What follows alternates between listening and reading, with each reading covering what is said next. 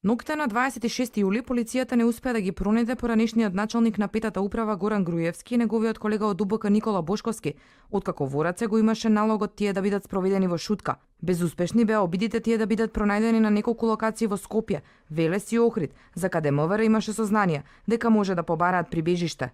И еден месец подоцна, се уште нема ниту трага ниту глас, каде се наоѓаат двајцата бегалци обвинети во предметот на СЈО тврди на Таргет, иако против нив има распишано и меѓународна потерница, а нивните слики и податоци се објавени и на веб страницата на Министерството во делот потраги. Од МВР велат дека се постапува по овој случај, но детали не се откриваат, кои локации се проверуваат и какви мерки и активности презема полицијата.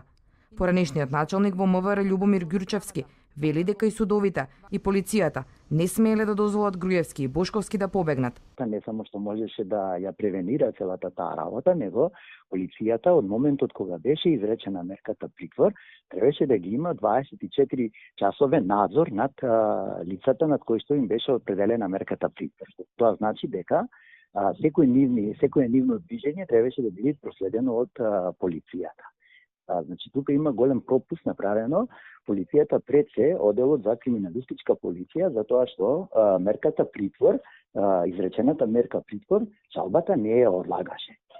Јас по однос на тоа прашање коментирав дека најголемата одговорност е во делот на судството.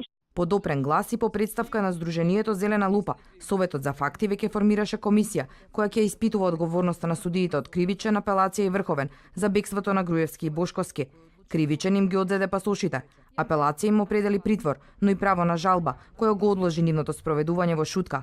Врховниот суд пак ја потврди одлуката на апелација по една недела и кога таа стана правосилна, поранешниот шеф на петата управа и неговиот соработник од ДУБК веќе беа во бегство.